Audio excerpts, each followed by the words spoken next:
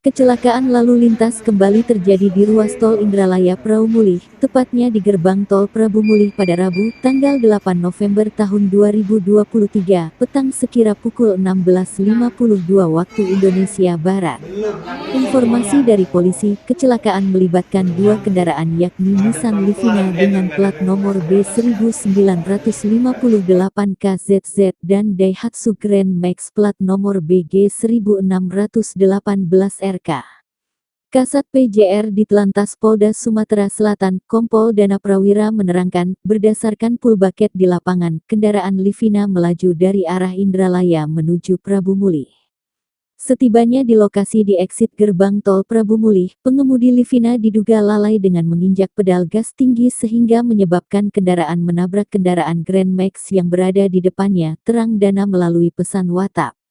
Kendaraan lalu terseret dan merusak palang gerbang tol hingga terhenti sekitar 20 meter dari titik tabrakan. Personel Sat PJR bersama petugas tol telah mengevakuasi para pengendara yang terlibat kecelakaan ke Rumah Sakit Pertamina Prabu Mulih. Tidak ada korban.